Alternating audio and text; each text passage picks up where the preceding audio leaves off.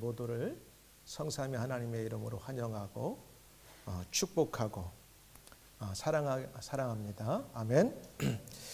우리 인류 사람들에게는 많은 적들이 있습니다. 굶주림이 때로는 적이 될 수가 있어요.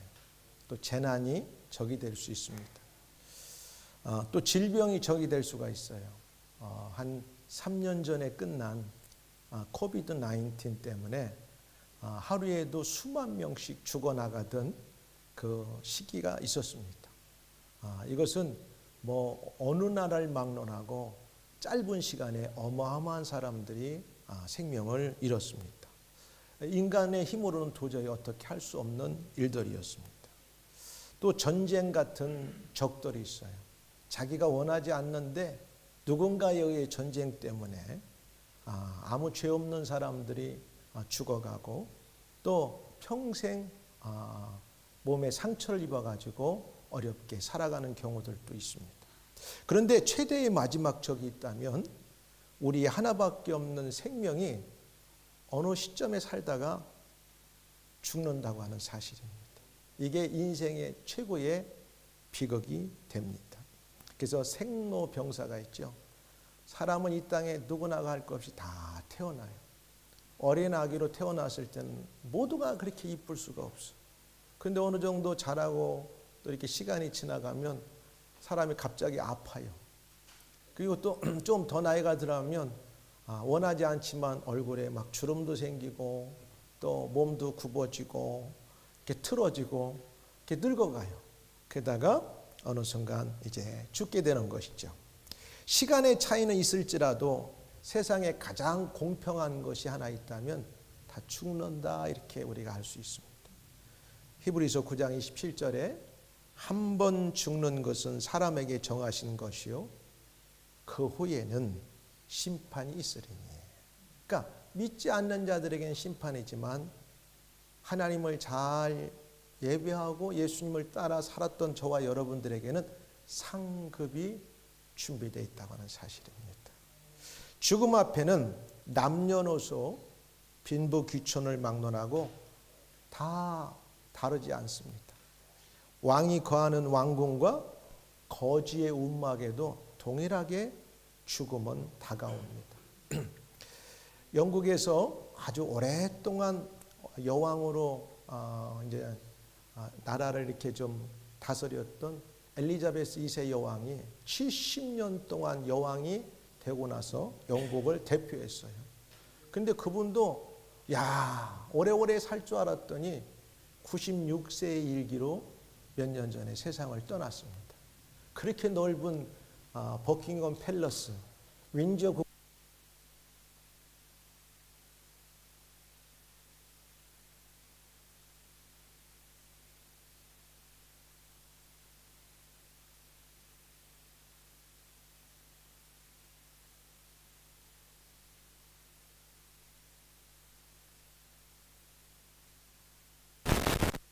그리고 그의 남편 필립 공도 100세가 돼서 세상을 뜨셨어요. 100살만 살아도 어마어마하게 오래 사셨어요. 근데 여왕도 그 다음에 필립 공 같이 세상 사람들이 부러워하는 모든 사람도 시간이 되면 다 죽어서 세상을 떠난다고 하는 사실입니다.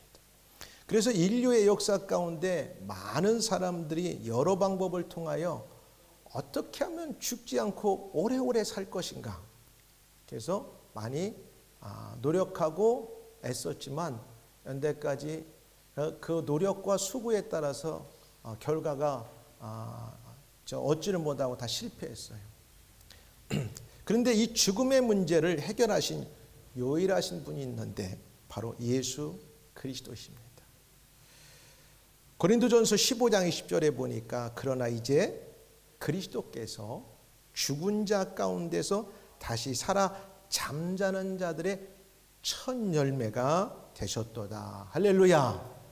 다 죽고 끝났는데 죽었다가 유일하게 살으신 분이 예수님이에요. 물론 잠시 죽었다가 깨난 사람들도 있어요. 근데 다시 죽었어요. 영원한 몸이 아니라. 여기서 말하는 건 영원한 몸으로 다시 부활하는 것을 가리킵니다. 그리고 요한복음 11장 25절 26절에도 이렇게 말씀했어요. 예수님께 나는 부활이요 생명이니 나를 믿는 자는 죽어도 살겠고 살아서 믿는 자들은 영원히 죽지 아니하리라. 할렐루야. 여러분 믿습니까? 아멘? 아멘이 좋은 것 같아요. 아멘이시죠? 그래도 오늘이라도 죽으면 주님이 나를 천성문 앞에서 기다리고 있다고는 확신을 갖고 살아야죠. 다 죽어요. 어느 순간에. 근데 확신을 가져야 돼요. 저희 아버님이 93세로 작년에 돌아가셨는데 하루 전에 꿈을 꾸셨는데 자꾸 천사들이 오라고 하셨다고 그렇게 말씀하셨다는 거예요. 여러분, 그래도 이왕이면 세상 살다가 헛소리 하지 말고 자꾸 천사가 나를 부른다 이러면 소리 하면서 천국을 가야지. 나이 들어가지고 자꾸 헛소리하고 있다가 이 땅을 떠나면 참 그 의미가 별로 없어요. 그래서 주님 마지막까지 천사가 나를 부른다. 예수님이 나를 그 천국 문 앞에서 기다리고 계시다. 적어도 이렇게 고백하면서 죽음을 맞이하는 게 복된 줄 압니다. 그래서 부활절은 예수님께서 사망 권세를 깨고 승리하신 날이에요. 우리는 축제의 날입니다. 무덤에서 죽음의 권세를 이기시고 부활하셨으니까 축제의 날이에요. 축제의 날. 세상 사람들은 이 날이 뭔지 모르고 마시자 즐기자 그냥 떠들면서 축제하지만 우리는 이 이스터야말로 예수님이 주인공이시다. 인류 구속을 위해서 십자가를 지셨지만 승리하셨다는 사실입니다. 할렐루야. 그래서 인류에게 생명의 빛을 던져준 날입니다. 영원한 생명의 빛을 던져준 날. 절망하는 사람들에게 소망을 주신 날입니다. 슬픔이 변하여 기쁨이 된 날이고 무능력한 삶이 변하여 능력 있는 삶으로 변화되도록 부활의 주님께서 우리에게 은혜를 주셨어요. 오늘 우리가 함께 읽은 누가복음 24장 13절 35절은 부활의 주님을 만나면 이런 제목으로 제가 말씀을 증거할 때 부활의 주님을 만난 사람들은 어떻게 신앙의 삶이 변하게 되는지 그냥 될 대로 되라 나 그냥 나대로 신앙생활 할래 그게 아니라 부활의 주님을 만나게 되면 어떻게 예수를 믿고 예수님을 따라 산다가는 사람들이 보다 더 예수님이 원하시고 하나님이 원하시는 삶으로 살아갈 수 있는지 오늘 본문을 통해서 여러분들이 깨닫고 결단하고 은혜 받는 시간들이 되기를 주 여러분 축원합니다. 첫 번째 부활의 주님을 만나면 영적인 눈이 열려 불신앙을 가졌던 사람들이 확신을 갖는 것으로 변하고 바뀌게 되는 걸 알 수가 있습니다. 영안이 열리는 거예요. 나는 여러분들이 영안이 열려서 예수 그리스도를 부활의 주님을 믿고 만나고 바라보고 살아가는 줄 믿습니다. 부활하신 예수님은 불신하는 사람들을 만나 주셔서 부활의 믿음을 가진 사람으로 변화시켜 주신 내용이 오늘 본문에서 나오는 이 사건의 내용이에요. 오늘 성경에 나온 사람들도 한번 봐보세요. 이 사람들은 예수님을 가까이서 보았고 경험했고 따랐던 사람들입니다. 예수님을 친히 목격한 사람들이었어요. 그러나 부활의 믿음을 가지고 있지 않았던 거예요. 부활의 신앙이 없었어요. 우리가 십자가만 붙들고 부활의 신앙이 없으면 진짜 신앙이 아니라고 하는 사실입니다. 그런데 이 오늘 성경에 나오는 두 사람, 또 다른 성경 버전에 보면 제자라고도 말해요. 왜? 큰 틀에서 예수님을 믿고 따르는 모든 사람들은 다 예수님의 팔로워이기 때문에 제자라고 하는 사실이에요. 그게 저와 여러분들 다 예수님의 제자가 되는 거죠. 근데 이 두 사람이 예수님이 이 땅에 계실 동안에는 가까운 거리에서 예수님이 행하셨던 일, 그리고 예수님의 놀라운 일들을 다 보고 경험했는데 십자가에 달려 돌아가시고 부활하셨다고 하는 소리를 누군가로부터 전해 들었음에도 불구하고 이미 전에 예수님으로부터 직접 내가 죽었다가 다시 3일 만에 살아날 것이라고 하는 말까지 했을 때 들었을 수도 있어요. 아니 그때 못 들었다 할지라도 오늘 보니까 가까운 사람들이 무덤에 갔다가 돌아와서 알려주는데도 안 믿어. 그 중에 하나가 자기 와이프였던 것 같아요. 그런데도 안 믿고 오늘 자기들은 자기 식대로 가다가 이제 그들이 예수님을 부활의 주님을 만나고 나서 변화받는 사건이 나오는 거죠. 13절에 이렇게 말합니다. 그날에 저희 중 둘, 그 한 사람이 18절에 내려가면 글로바라고 하는데 이 참 글로바라고 하는 사람에 대해서는 잘 생각해야 돼요. 이 글로바는 히브리적 이름이고 약간 그 지방에 시리아와 관계된 그 당시 히브리적 이름이라면 다른 버전에는 알페오라고 하는 그리스적인 이름이 나와요. 그리고 이 사람은 누구냐면 예수님의 12 제자 가운데 한 사람인 작은 야고보라고 하는 사람인데 또 어떤 학자들에 의하면 이 사람은 예수님의 작은 육신적인 작은 아버지라고도 하는 사람이 있어요.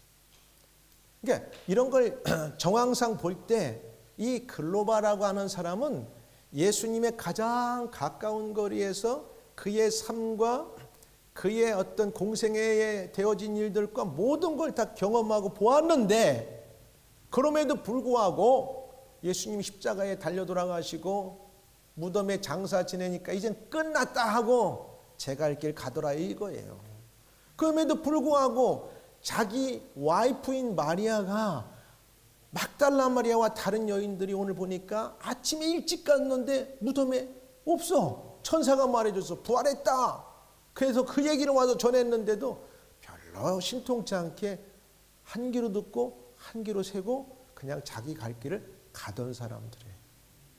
대단합니다. 여러분 이게 쉬운 것 같지만 이게 불신앙이에요. 이 정도면 불신앙의 완벽함.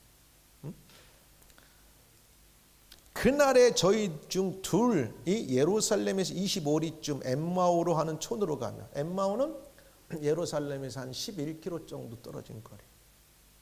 근데 여러분 11km 걸어도 꽤 가지만 대부분 예루살렘은 해발 한 1000m 가까이 되기 때문에 그 주변의 도시들은 이렇게 다 비탈길로 내려간다 생각하시면 돼요.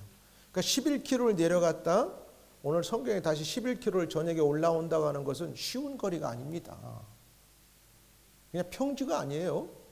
굉장히 예루살렘은 해발 700에서 1000m이기 때문에 11km를 내려가서 다시 11km를 올라온다고 하는 건 상당한 거리를 걸어 내려가고 걸어 올라와야 되는 거리예요. 자, 근데 이 사람이 내려가는 거예요. 아마도 이 부분은 예수님의 제자들도 동일합니다. 부활의 아침에 예수님의 무덤에 찾아갔던 사람들은 신기하게도 제자들이 한 놈도 없는 거예요. 한 사람도 없어. 꼭 그런 거 있죠. 결정적일 때 있어야 될 때 없는 사람들. 그러면 안 되는 거예요. 믿음의 사람들은. 예수님이 필요할 때는 결정적인 때 우리가 있어야 되는 거예요. 이거 보니까 제자들은 안 갔어. 3년 동안 쫓아다니고 내가 죽었다 부활한다고 하는 소리를 들은 아주 당사자인데도 불구하고 어쩜 그렇게 다 딴 데 가서 있는지 몰라. 근데 유일하게 막달라 마리아와 그 다음에 요한나와 여기 보니까 작은 야고보의 어머니 마리아.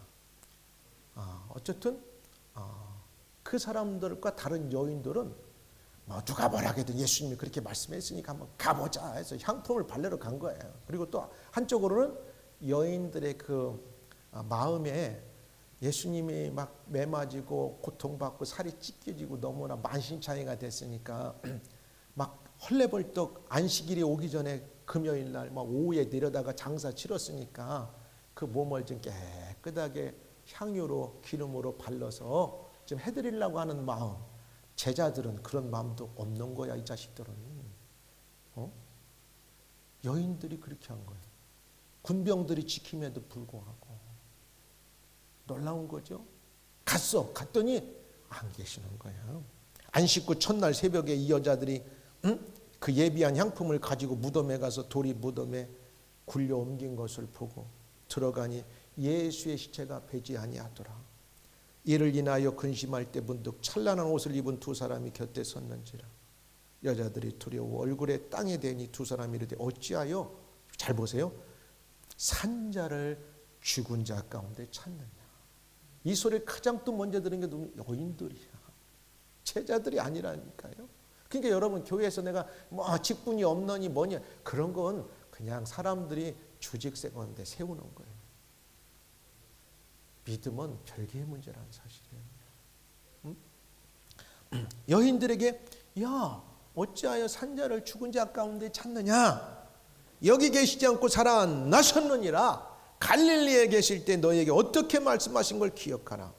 이르시되 인자가 죄인의 손에 넘기어 십자가에 못 박히고 제3일에 다시 살아나야 하리라 하셨느니라 한데, 저희가 예수의 말씀을 기억하고 아 그래, 우리의 선생님 예수님이 그렇게 말씀하셨지만 여인들은 막 예수님 살아나셨다고 천사들의 말을 듣고 막 가가지고서 누구한테?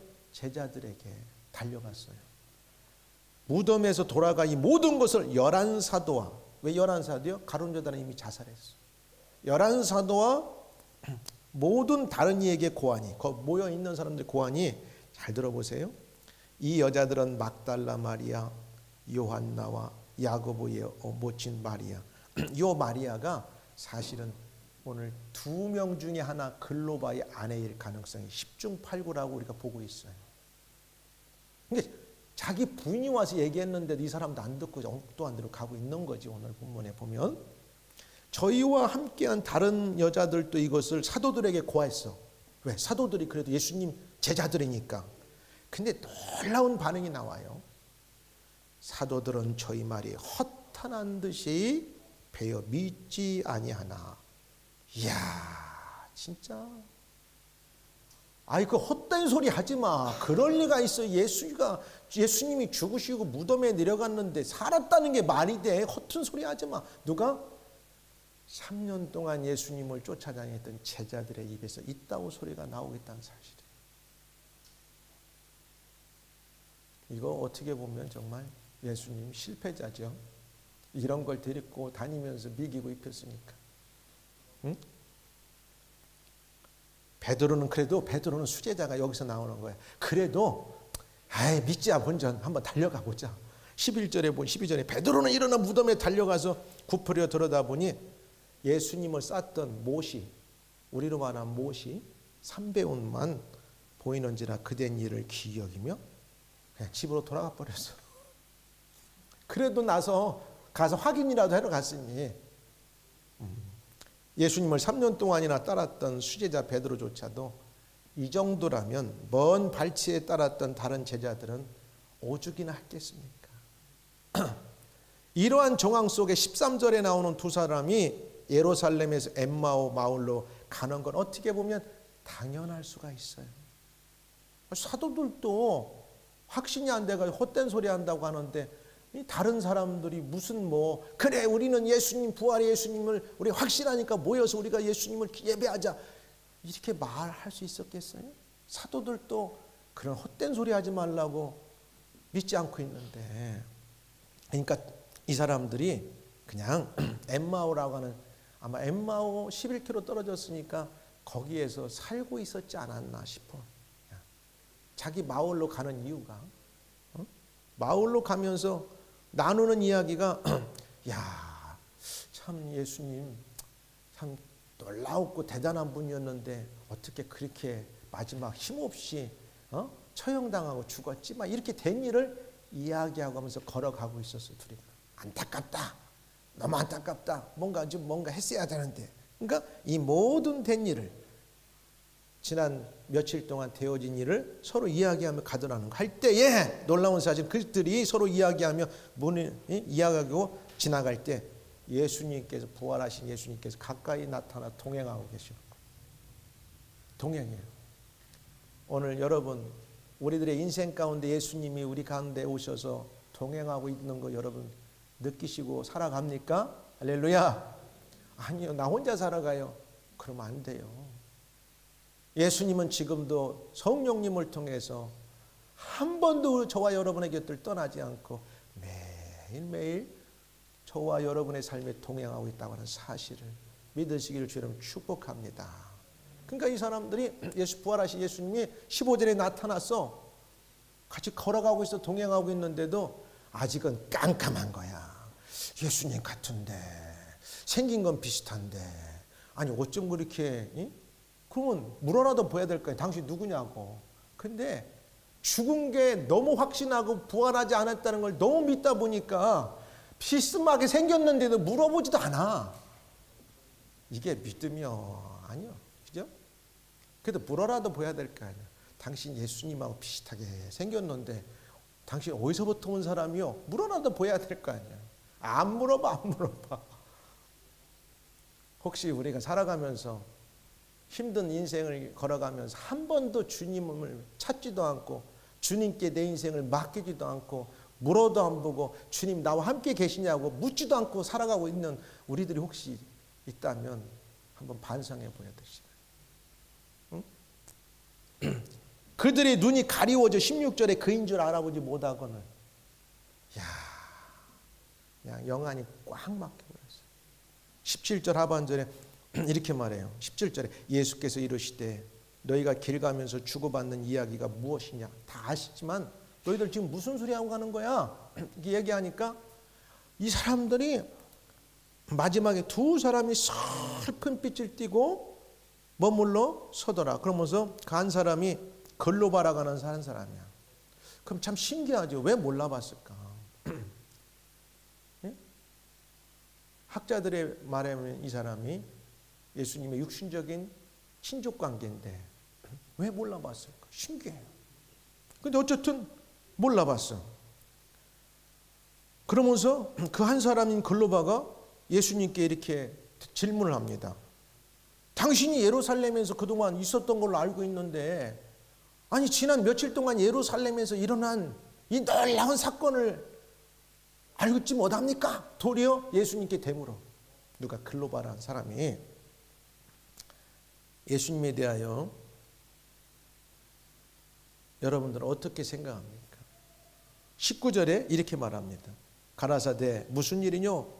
가로되 나사렛 예수의 일이니 그는 하나님과 모든 백성 앞에 말과 일에 능한 선지자였나. 그 사람들 눈에는 아직도 예수님이 메시아고 부활할 거라는 걸 안 믿고 있다는 사실. 지금도 보면 여전히 그냥 말을 잘하고 가끔 기적을 베푸는 선지자 가운데 하나일 거라고 그냥 믿고 있었던 사실이에요. 그러니까 19절에 뭐라 하냐면 가라사대 무슨 일이뇨? 가로되 나사렛 예수의 일이니 우리 나사렛 예수에 대해서 지금 이야기하며 걸어가고 있어. 응? 그런 하나님과 모든 백성 앞에서 아주 말도 잘하고 능력이 많았던 사람이야.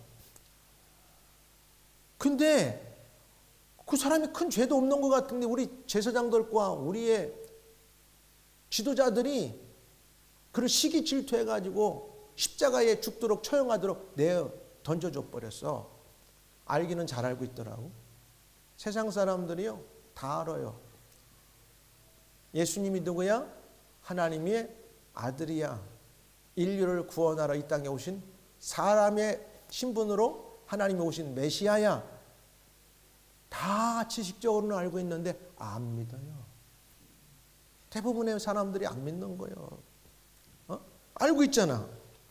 21절에 보니까 예수님을 이 사람이라고 지칭하고 있어. 한 번도 주라는 말, 메시아라는 말 아직 사용하지 않아요.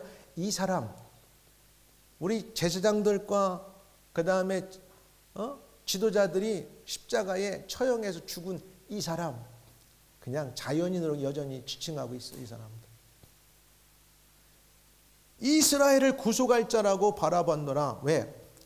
그동안 행한 일을 보니까 능력이 많았어. 그러니까 적어도 이 사람 정도면 지금 로마의 제국의 속국으로 있는 자기 유대민족을 정치적으로 군사적으로 모든 것들을 다 해결하고 자기는 민족을 독립시켜 구원할 자로 그래도 믿었는데 웬걸 좀 뭔가 능력이 있어가지고 사람들이 와 했는데 소리 없이 그 사람들의 십자가에 잔인하게 힘없이 처형당했다는 사실이에요. 그걸 얘기하고 있는 거예요. 또한 우리 중에 어떤 여자들이 우리에게 놀라게 했어요. 말은 않는데 그 중에 자기 와이프도 있을 것 같아요. 마리아라고 하는 사람. 그들이 새벽에 무덤에 갔었어요. 그의 시체는 보지 못하고 와서 그가 살아나셨다 하는 천사들의 나타남을 보았다 우리에게 말했어요. 또 우리와 함께 한 자 중에 두어 사람이 누구요? 베드로와 누가 뛰어간 거야. 무덤에 가서 과연 여자들이 말한 바 같음을 보았으나 예수를 보지 못하였느니라 하거늘 이 말을 들으시고 부활하셔서 찾아와 동행하신 예수님께서 그 사람들에게 이제 말씀하시는 거예요. 25절에 뭐라고 말씀한 줄 알아요? 이르시되 미련하고 선지자들의 말한 모든 것을 마음에 더듬 있는 자들이여. 이 미련 곰탱이들아, 왜 그렇게 안 믿느냐는 거예요. 이미도 성경에 예언된 모든 이야기가 다 준비됐는데 왜 아직도 믿지 못하고 있느냐는 거야. 성경에 근거해서 부활했는데 무덤에 가보니까 여인자들이 봤을 때도 시신이 없었고 천사들이 살아나셨다고 말씀했고 사도들이 2명이 뛰어가서 보니까 예수님의 시신은 없었고, 그러면 예수님께서 말씀하신 대로 성경에 약속하신 대로 3일이 되는 날 살아나셨구나를 왜 안 믿고 있느냐는 것을 말씀하시는 거예요. 오늘 우리가 예수님을 믿는다고 하면서도 결정적인 때 우리는 잘 믿습니까? 하나님에게 우리의 인생의 주권을 맡겨드리나요? 우리의 생각의 결정권을 맡겨드리나요? 하나님 앞에 우리의 귀중한 것들을 하나님 앞에 먼저 우선순위로 다 맡겨드리나요? 그게 아니라면 동일한 거예요. 사실은 믿는 것 같은데 믿지 못하고 있는 거예요. 이 말을 들으시고 예수님께서, 우리 사람들은 다 그래요. 그럼에도 불구하고 예수님이 우리를 포기하지 않으시고 찾아오십니다. 오늘 이 순간에도 부활의 주님은요, 저와 여러분 모두에게 동시적으로 찾아와 계신 줄 믿습니다. 26절 27절에 엠마오로 가는 두 제자 사람에게 나타나신 것처럼 그리스도가 이런 고난을 받고 자기의 영광에 들어가야 할 것이 아니냐 하시고, 이에 모세와 구약의 율법과 선지자들을 통해서 예언하신 모든 예수님에 관한 것을 예수님께서 다 지금 같이 동행하시면서 생각나게 하시고 깨닫게 하시는 거예요. 그랬더니 34절에 보면 이렇게 나와요. 말하기를 주께서 과연 살아나시고 시몬에게 나타나셨다 하는지라는 믿음을 고백하는 결론적으로 이제 이렇게 진행돼요. 영안이 열린 거죠. 요 밑에 30절까지 보면 예수님께 성경을 풀어주실 때 그들의 눈이 열렸다고 말해요. 열렸다고. 31절에 보니까 저희 눈이 밝아져 그인 줄 알아보더니 예수는 저에게 보이지 아니하시니 딱 떠나가는 거예요. 내가 누군지를 두 제자가 깨닫는 순간 예수님이 그 자리를 싹 사라지셨어요. 부활하신 예수님은 4차원, 5차원의 세계로 샥 벽을 뚫고 다니시고 생각 하나로 우주 이 끝에 저쪽 끝까지 왔다 갔다 하시는 분이 되셨어요. 할렐루야. 맞습니다. 저희 두 사람의 눈이 밝아졌기 때문에 두 제자의 눈이 밝아졌어요. 저와 여러분들이 그렇게 말할 수 있어요. 아니, 예수님, 부활하신 예수님이 내 눈에 보이기만 한다면 내가 믿을 수 있을 거예요. 아니요. 성경 말씀이 우리 가운데 성령을 통해서 생각나고 믿게 하고 그것이 확신을 가져오면 본거 이상으로 예수 그리스도를 믿는 것입니다. 이 사람들은 예수님을 보았지만 영의 눈이 가려졌을 때는 예수인 줄 몰랐어요. 근데 성경을 가리켜서 예수님께서 조목조목 생각나게 하셔 가르치니까 그 성경 말씀 깨달아지는 순간 이분이 예수님이셨구나. 여러분, 예수님을 보고도 못 믿었던 수많은 사람들이 있었었고, 그러나 저와 여러분들은 예수님을 눈으로 한 번도 본 적이 없지만 하나님의 말씀을 근거해서 우리의 영적인 눈이 성령을 통해 열리니까 본 것 이상으로 부활의 주님을 우리가 믿게 되고 부활의 주님을 확신하게 되고 우리는 믿음으로 그분을 주라고 고백하고 살아가는 것들입니다. 할렐루야. 그래서 이런 찰스 앨런 목사님이 계셨어요. 오래전에 미국에서 목회하셨던 목사님인데 이런 말씀을 하셨어요. 우리 사람에게는 세 가지 눈이 있다. 육신의 신체의 눈이 있고, 그 다음에 어떤 사람은 정신적인 시력이 있어요. 그래서 딱 저런 지멘 같은 데 가면 또 이렇게 돌을 닦는 사람들 보면은 우리가 요가 한다고 하잖아요. 눈 싹 감고 뭐 이렇게 생각하세요. 하늘을 보는 것처럼 생각하세요. 밑을 보는 거 생각하세요. 그러면서 정신적으로 본단 말이에요. 근데 그거 갖고 안 돼.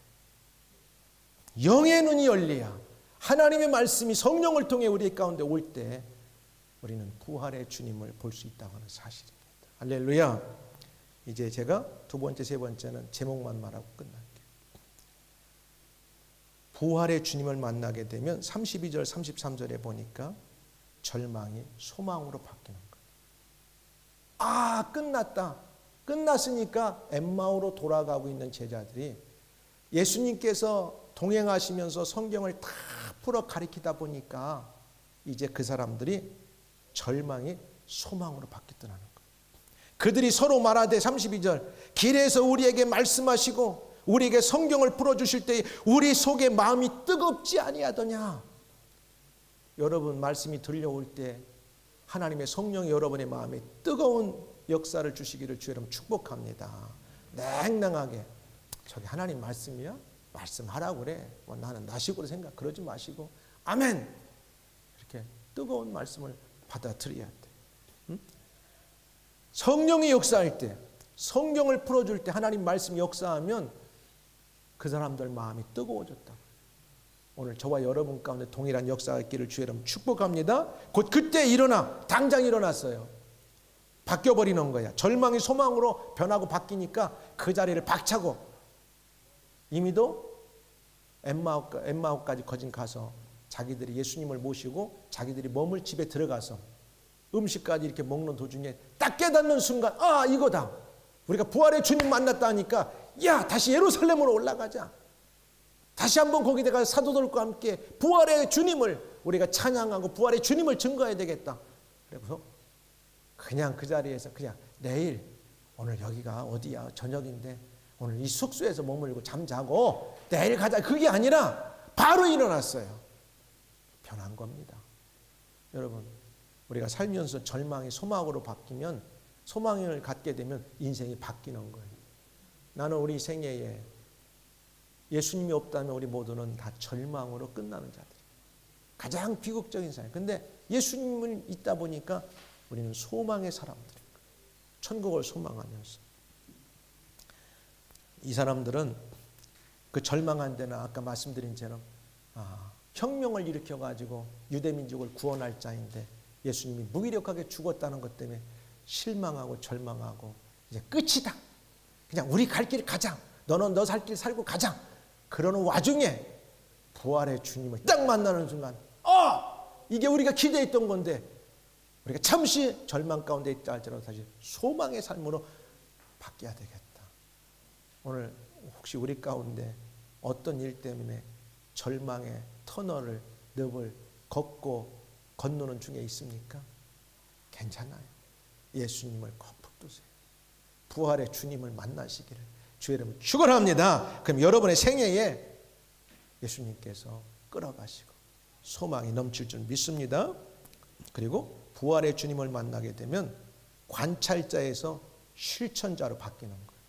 그동안 항상 관망하는 사람, 뒤에서 먼 발치에서 한 번도 주님을 위해서 헌신도 하지 않고 주님을 위해서 뭔가 노력도 하지 않다가 먼 발치에서 늘 관찰자. 대단하다, 놀랍다, 능력을 베푸는구나. 그 한 번도 그동안은 글로바라는 이름이 나온 적도 없어. 어디에도 나오지 않아. 딱 성경에 한 번 나오고 글로바가.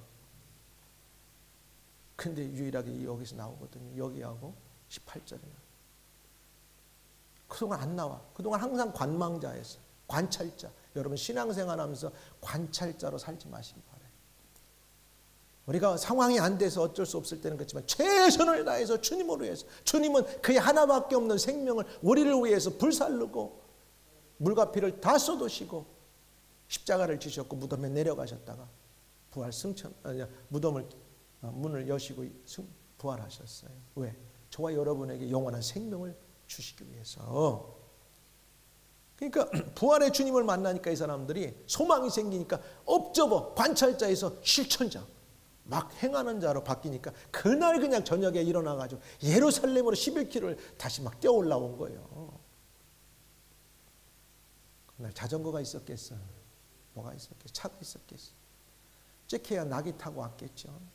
그래도 11km 걸어서 올라온다면 엄청난 거리예요. 부활하신 예수님께서는 관찰자의 관점에 살던 사람을 실천자의 관점을 갖고 사도록 변화시켜 주셨습니다. 오늘 많은 그리스도인들이 관찰자로만 살려고 합니다. 아유, 이건 너무 부담돼, 어려워, 힘들어. 그러지 마세요. 주님은 우리를 위해 다 주셨어요. 베드로가 관찰자로 있을 때는 십자가를 보고 도피했어요. 도망갔어요. 영적으로 나약하고 무능하고 회의적이며 자신감이 없어서. 그러나 성령의 충만을 받고 난 다음부터는 이제 관찰자가 아니라 직접 뛰어들어서 십자가에 달려 돌아가시고 부활하신 예수가 우리의 주가 되시고 메시아입니다. 막 예루살렘 성전의 그 뜰에서 막 수많은 사람들에게 복음을 증거하는 거예요. 그러니까 매도 맞고 막 위협당해도 너희들을 하라, 나는 관계없다. 베드로가 그때부터 열정을 가지고 복음을 전한 거예요. 오늘 본문에 두 사람을 보십시오. 그들은 이미 부활에 대하여 들은 사람들입니다. 그러나 듣는 것으로만 그쳤을 때 그들은 엠마오로 내려갈 수밖에 없었어요. 그러나 부활하여 그들과 함께 동행하여 주시고 성경을 풀어 설명해 주시고 그들과 함께 식사하신 예수님을 체험하자 그들은 변하게 되었다는 사실입니다. 오늘 말씀을 이제 맺으면서 오늘은 부활주일입니다.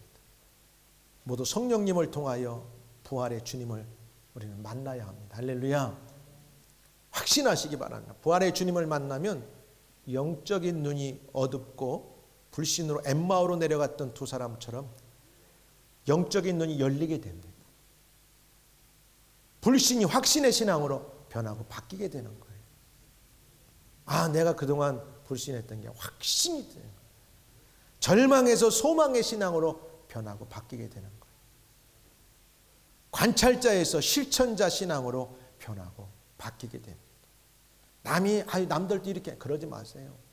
여러분 괜찮아요. 남은 어떻든 여러분 신앙생활하면서 관찰자가 되지 말고 행하는 자가, 실천하는 자가, 순종하는 자가 되기를 주 여러분 축복합니다. 우리 가운데 아직도 엠마오 도상의 두 제자 같은 신앙의 모습을 갖고 있다면 성령 하나님의 도움으로 이 시간 부활의 주님을 믿는 영안이 열려지고 소망으로 가득 차고 하나님의 말씀 듣고 실천하는 순종의 삶을 살기로 변하고 바뀌는 신앙인의 삶들이 되기를 주님의 이름으로 축복합니다. 아멘. 다 같이 기도하겠습니다.